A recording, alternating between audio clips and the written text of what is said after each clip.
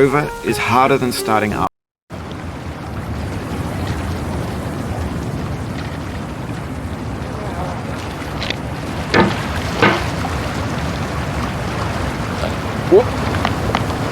There's no feeling more intense than starting over.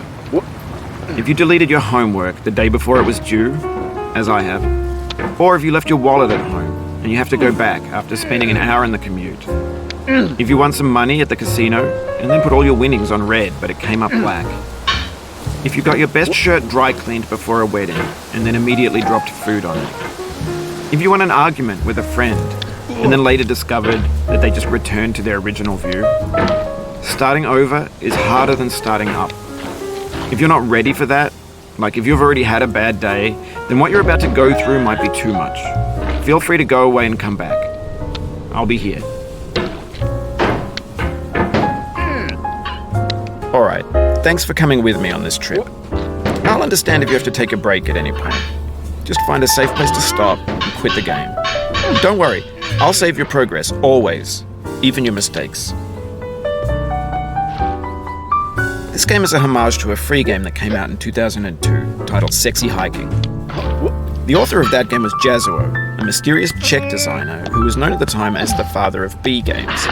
And B games are rough assemblages of found objects. Designers slap them together very quickly and freely, and they're often too rough and unfriendly to gain much of a following. They're built more for the joy of building them than as polished products. In a certain way, Sexy Hiking is the perfect embodiment of a B game. It's built almost entirely out of found and recycled parts, and it's one of the most unusual and unfriendly games of its time. In it, your task is simply to drag yourself up a mountain with a hammer. And that act of climbing, in the digital world or in real life, has certain essential properties that give the game its flavor. No amount of forward progress is guaranteed. Some cliffs are too sheer or too slippery. And the player is constantly, unremittingly in danger of falling and losing everything. Anyway, when you start Sexy Hiking, you're standing next to this dead tree that blocks the way to the entire rest of the game. It might take you an hour to get over that tree, and a lot of people never got past it. You prod and you poke at it, exploring the limits of your reach and your strength, trying to find a way up and over. And there's a sense of truth in that lack of compromise. Most obstacles in video game worlds are fake. You can be completely confident in your ability to get through them once you have the correct method or the correct equipment or just by spending enough time.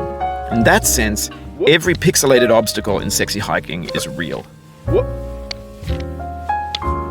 The obstacles in Sexy Hiking are unyielding, and that makes the game uniquely frustrating. But I'm not sure Jazuo intended to make a frustrating game. The frustration is just essential to the act of climbing, and it's authentic to the process of building a game about climbing. A funny thing happened to me as I was building this mountain.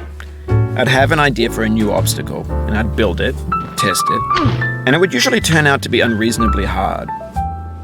But I couldn't bring myself to make it easier. It already felt like my inability to get past the new obstacle was my fault as a player rather than as a builder. Imaginary mountains build themselves from our efforts to climb them, and it's our repeated attempts to reach the summit that turns those mountains into something real. When you're building a video game world, you're building with ideas, and that can be like working with quickset cement. You mold your ideas into a certain shape that can be played with, and in the process of playing with them, they begin to harden and set until they're immutable, like rock. And at that point, you can't change the world. Not without breaking it into pieces and starting fresh with new ideas. For years now, people have been predicting that games would soon be made out of prefabricated objects, bought in a store and assembled into a world. And for the most part, that hasn't happened, because the objects in the stores are trash.